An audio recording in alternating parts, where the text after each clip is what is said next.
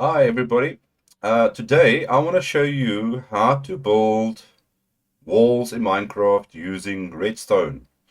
As you can see here behind me, we've got a nice little, what did I say, ice cream colored type of wall with 3 different blocks. And then we got only 2. So the main thing is obviously with building these type of walls, you need to use gravity blocks, which would be, whoops, not that one. Let's show you guys in the chest over here. All your concrete powder, and then obviously your red and white sand and gravel. That's your gravity blocks. Now, when it comes to this, the easiest way to do it is usually sticking with 2 colors. You can try doing 3, but it gets a little bit more complicated. I wouldn't say setting it up, but using more blocks. But I'm going to show you guys that now. And then I'm going to show you guys how to use or how to actually make a conveyor belt. This little machine contraption over here. Because you need this in order to move these blocks. If I knock that out, you see how that moves that block forward every time. So this will keep on moving this wall. So you have a whole bunch of these little conveyor belt machines that pushes your blocks forward and they just land. Now the cool thing with this setup, not just for building walls for decoration around builds and perimeters and things, but you can use it for your ocean monument as well. If you want to drain an ocean monument using sand, you can use the same thing. You can build your wall or build exactly where you want to start. You throw in your sand and then you can build all your walls using that same principle.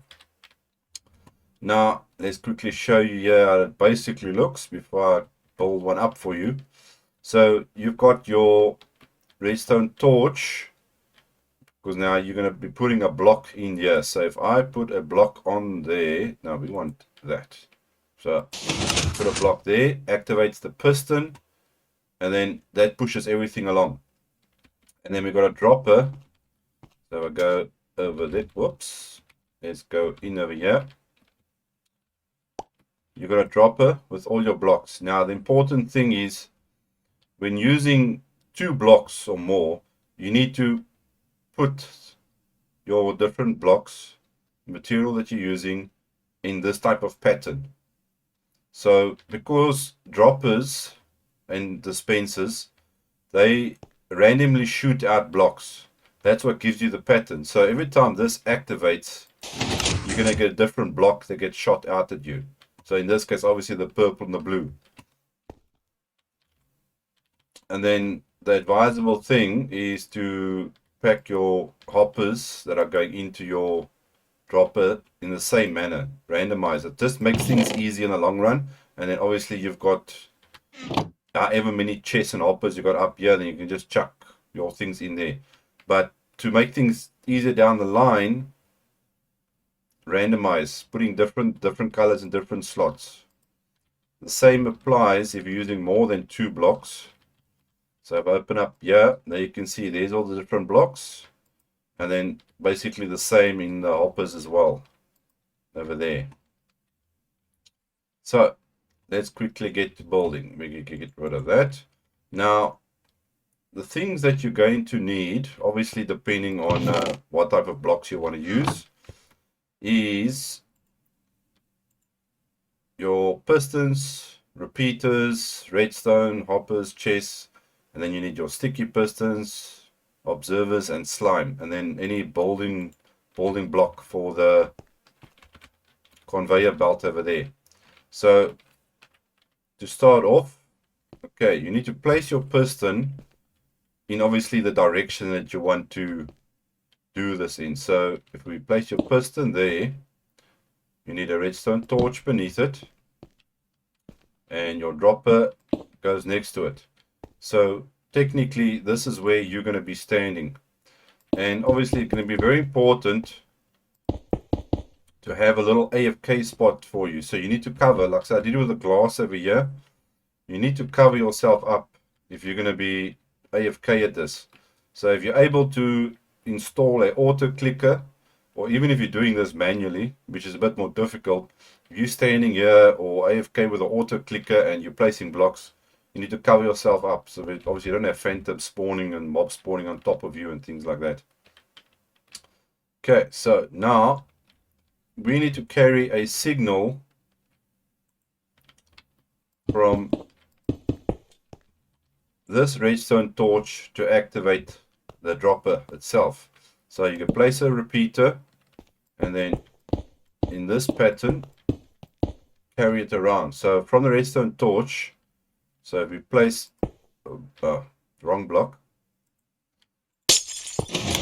you place a block that can be activated with redstone. It's going to go around and then activate the dropper to spit out whatever blocks you need. But you're going to make sure that this redstone obviously doesn't touch anything else here, otherwise it's going to mess your whole little setup around. Now with the dropper, to make sure that you get as much different depending on how many blocks you're going to be using. If you're just going to use sand for like a ocean monument clearing, then you just need one hopper going into a whole bunch of chests. But in the case of doing multiple blocks, so you want one in the side, one on top, and then into it again. And we're going to place our chest like so. So now you've got blocks that are going to be coming in from two different directions. That just maximizes the, let's say, the variety of blocks that goes through. So if we are going to be using, let's quickly get this out the way here. Let's say we're using now black and white. So let's take a few black and a few white blocks over there. Okay, so you're going to fill up your dropper first, like so, and then add in to your hoppers. You can just do it like that, and that one, you just drop it in like that. There we go. So now what will happen, we take out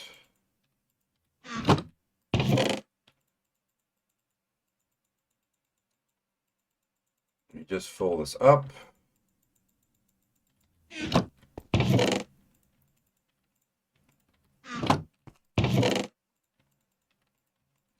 See, now the reason I say randomize, now if you look at these hoppers, let's see.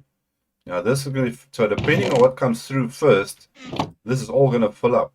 So at the old end, you're going to have maybe an issue here with the different blocks. So that's why I say try and do it like that. So just to make your life easier a little bit later on. So now what would happen, as soon as you start placing blocks, so let's just take out one block there in the meantime. Okay, so you're going to place your blocks, the piston's going to start pushing it through. Now, in order to move that, we need to make a conveyor belt. So you build a little wall out. Now, you've got to remember this conveyor belt must be above whatever blocks you're pushing. So in this case, it's going to be on this level, and your blocks are pushing over here. Now, the important thing is pistons can only push a certain amount of blocks. So your first, I would say, machine, conveyor belt, needs to be 10 blocks away. So 1, 2, 3, 4, 5, 6, 7, 8, 9, 10. That's where you're going to put your slime block, right over there. So now we build your slime, you put a block there, a sticky piston behind that, an observer with a face going down. So here's your face over here. Put another solid block, redstone, and importantly a repeater down by one tick over there. So now if we knock that out, that pushes that forward. So you can see now that pushes all that forward. Then your next one is going to be 11 blocks away. So that's 1, 2, 3, 4, 5, 6, 7, 8, 9. let's see, that's 9, so that's 10, 11. So your next one would be over there. So every single one of these modules that you build, that slime block must be 11 away from this. So you count 1 from there and 11 lands up over there. So then we just add your repeater again, and that's it. So every time that's going to push that forward. So let's see, if we add a block like so, and then do that, it's going to keep pushing that forward. Then you take it out. Now, one thing to remember as well is, depending on how your render and simulation distance is set, that's how far you go. So it's not going to help you building 100 of these things down a long row that goes for like 200 blocks if you can't render, or your simulation distance can't go that far. So you've got to be careful how far you can actually work all your redstone. Now, your next step obviously is placing the block. Now, the important thing to remember, okay, if we grab just a random block over here, you need to fill up your inventory like so with blocks that you're not going to be using, because as soon as you place a block, your dropper is going to spit a block out, and that's going to take up the spot. So in other words, now I've placed that white little concrete powder there, that's going to be empty. Then you're going to pick up your next block. So every time it's going to do that. So let's say now we quickly, let's change to, because I'm in creative obviously at the moment, so let's quickly change our mode here to survival. Okay, then we're going to place the block. Oh, come on. Now why can't I click? There we go. So now you see my inventory picks up that block every time over there. So we just do this a little bit, and there you can hear the piston going off over there. Now you see the random blocks that come out, so it changes between the two, and then this automatically gets filled up obviously through there. So let's quickly build a little wall up here.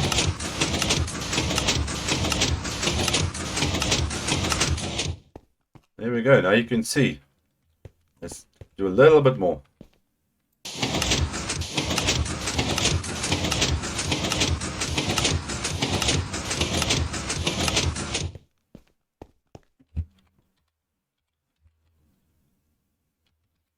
Oopsie, wrong button. Makes it a little bit easier to move around. There we go. So now you see the conveyor belt, every time that block reaches here, it activates a little piston setup and pushes it forward, and then keeps going. So depending on how many of these little conveyor belt machines you've got set up, then you've got a nice little wall. Now you can build this however high you want. Now it can be 50 blocks up, depending on how high you want your wall to be.